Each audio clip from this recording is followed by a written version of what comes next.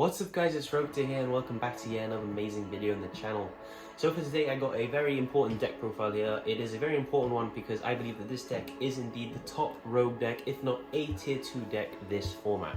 If you haven't seen by the title, it is indeed going to be my version on Phantom Knight. So before I show you guys this epic deck profile here, I'm going to be asking you guys to subscribe, leave a comment down below and try out that like button. I heard that with the new YouTube update, the like button sometimes doesn't actually light up if you do press it. So make sure you do hit it and just, confirm that it does indeed light up. So without any further ado, let's get straight into this deck. Alright guys, let's get straight into this main deck.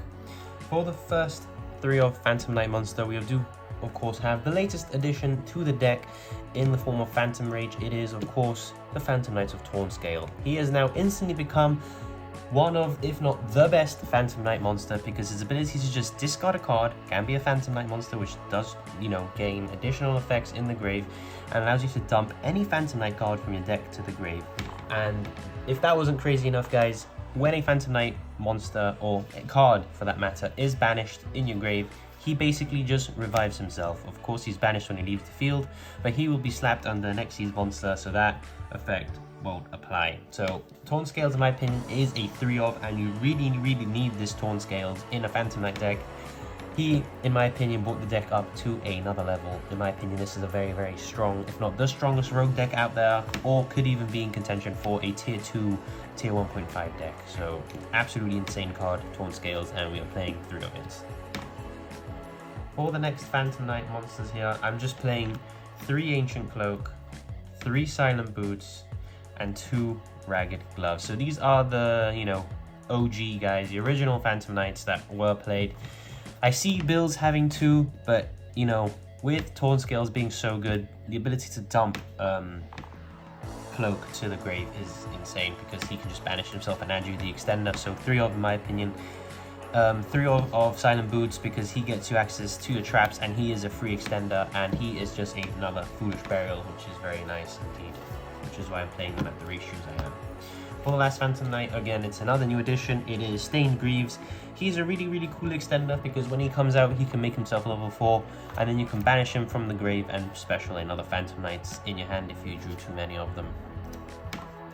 For our Warrior extender here, we do have double Kagemusha Knight.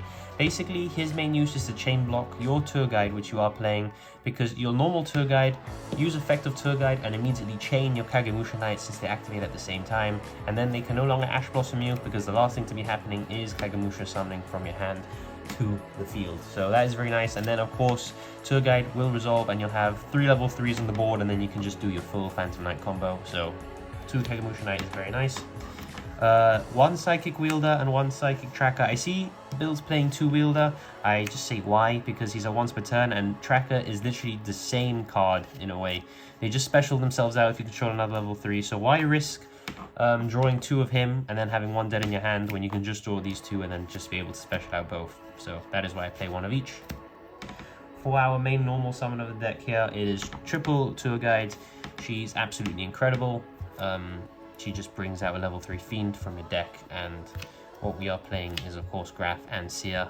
For our BA package, this lets us extend to the moon basically, because we will be able to go into Beanie, then dump, and then make Bardish, and then Seer will revive Beanie, and then that was just going to Appaloosa when we have extra bodies on board, and just crazy guys. I really recommend just playing the Graph and the Seer. They can seem like bricks, but it is really worth it with Tour Guide. It just the risk is really worth the reward in my opinion.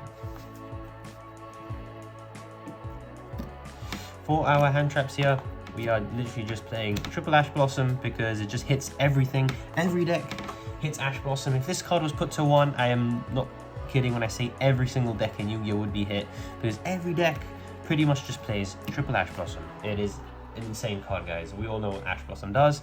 And to complement her, we're playing Drone Lockbird. Drone Lockbird is insanely strong, because he is one of those floodgate hand traps, with Dragon Link going around, being probably the best deck of the format once again, and Dino still being a thing. Drone Lockbird is very useful. Just say no to adding cards from the main deck to the hand. Just stop that from happening.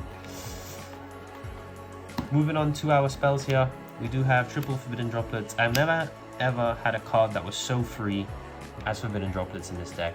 Whatever you send to the grave will have freaking just extra graveyard effects. You can send your dead Fog Blades. If, for example, the monster leaves the field in a way that Fog Blade doesn't specify, it just stays there dead. Just use it for a Droplet. You can send Phantom Knights and then just banish them in the grave to get extra effects. Forbidden Droplets, in my opinion, in this deck is essential. It is a staple in this deck. Like, some decks can go without running it, some decks can play Chalice. In this deck, Droplets is life, because there's just the sending of the cards from your hand or field to the grave, and then triggering the effects by just banishing them is insane. For our last 3 spells, it is literally just the rank up magic, because this lets us make the new Dark Rebellion Dragon, which is like a 5 negate guy. Rota, he is amazing, just any Phantom that you need. And Upstart, basically playing 39 cards. He was the 40th card that I added to the deck. And now for the traps, we are playing Triple Fog Blade. Absolutely insane trap. Not only does it negate, not only does it, you know, stop you from attacking, you could use this card defensively, just target your own guy, and then your opponent's monsters cannot just attack, because that card cannot be attacked, and it also doesn't make it so your opponent can attack you directly. If you have a monster that is Fog Bladed and your opponent can't get over the Fog Blade, they just can't attack, full stop. And of course, you can always banish it from the grave and bring back a Phantom Knight, which is an extender, which is insane as well. So, for our other traps, we're playing 1 Phantom Knights of Shade Brigandine, just set it, and then boom, it's a free body. 1 Wing, this is literally just to send to the grave to just banish it, because it's like a Fog Blade when you banish it, just a monster reborn for Phantom Knights. And I want to keep my Fog Blades in the deck, because I really value the Fog Blades, because they are very key pieces of interruption in this deck. So that is the Phantom Knight traps. And for the last 2 cards here, the Spicy Tech, which is double, anti-spell fragrance. You need to set your spells before you can activate them, guys, and every spell we play will just either activate it straight away in the form of Rota or Upstart, or set it like Droplets and the Quick Play rank up. So anti-spell is just free floodgate that this deck can play. So that is it for the main deck, guys. I'm going to be going quickly into the extra deck. So for the extra deck here, we're playing 1 Broadsword Dragon and 1 Appaloosa. These are our Link 4s. Broadsword Dragon, just insane in this deck because you generate so many bodies. And Appaloosa is your main form of negation going first. Again, so many bodies in this deck that you can just make Appaloosa easily for 3 or 4 negates. We're playing 1 Rusty Bardish. This card came to 3. You can argue to play this card at 2 if it gets like Solemn Striked or something, and then you're basically locked out of Bardish for the rest of the game. But you're going to be going first most of the time with this deck, and the 2nd and 3rd Bardish have never really come up because you can always just bring him back from the grave with a Fog Blade. And once you successfully resolve him, you can just constantly be bringing him back. As long as his summon isn't negated and he was properly summoned successfully to the field, you can just constantly bring him back and then use his effects. And his effect to pop as well can be used defensively and aggressively. If you're in a sticky situation, just bring an Xyz to an arrow he points to, he'll pop a card. Or offensively, if you want to go for those OTKs, just try and, you know, clear their back row and then swing in for game with the rest of your board. Rusty Bardish, insane card. For our other Link 3, it is just 1 Nightmare Unicorn, insane utility. The discard is not that bad in this deck because half of your deck gains extra effects in the grave by banishing themselves, so Nightmare Unicorn, just really nice to spin stuff back. For our Link 2s, 1 Cherubini, absolutely essential in this deck. The send is cost, guys, so basically they can't ash it because the send is cost, and then what are you going to do? You can't ash a card that's already in the grave. And you'll send any level 3 that you need. Doesn't send Burning Abyss cards, it sends any level 3, which is insane because if you haven't realized, all your Phantom Knights are basically level 3. So, insane, guys. And then you just go into Bardish using this card and it comes back with your Seer. Just incredible, guys. For other Link 2s, 1 IP Masquerena and 1 Nightmare Phoenix.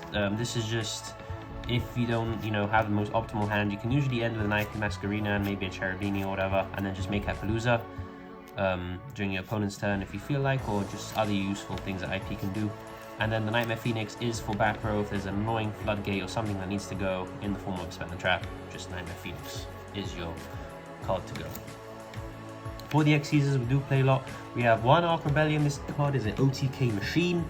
It is insane. It freaking gains all the attack of monsters on the field, and if it has a Dark Xyz monster as material, hint hint, it will always have 1,000,000%. It is basically all other face-up monsters on the field negate, have their effects negated. That is absolutely insane, guys. This card easily can go up to 10. 8,000, 12,000 attack, and then boom, just hit once, game. Basically his counterpart, this is for going second and this is for going first, our Dark Requiem. He will be made using our Dark Rebellion and the rank up during our opponent's turn. And what Dark Requiem does is he negates monsters' effect. This is not once per turn, by the way, guys. As long as he has Dark Rebellion as Xyz material, he can just constantly negate things. And then once you do use your last negate, you can simply just revive back your Dark Rebellion off his effect. So insane. We got one Raider's Knight. He's basically our Dark Rebellion for going second. Raider's Knight makes the Arc Rebellion going second. That's basically his purpose.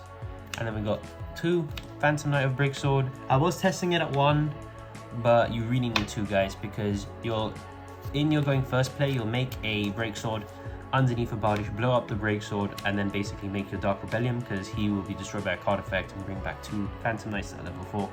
Make your Dark Rebellion, and then you'll have your rank up spell set already, and basically during opponent's turn you make Dark Requiem. But I have had this Cold Bite once.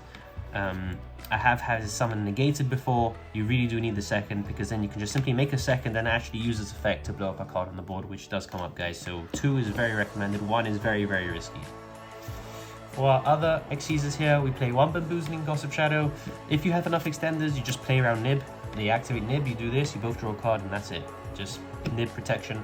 And the last card is Levia, the Sea Dragon. Basically, just bring back your banished Phantom Knight monsters, so just extra resources that you'll be having there. So that is the end of the deck profile, guys. I hope you guys did enjoy my take on Phantom Knights. In my opinion, this deck is absolutely insane. One of the best decks, if not the best deck in Rogue, and can be argued to be at least tier 2 in some people's eyes, depending on how good the pilot is. So if you guys did enjoy this deck profile, make sure you guys do subscribe and let me know down below what deck profile you guys want to see next. Thank you.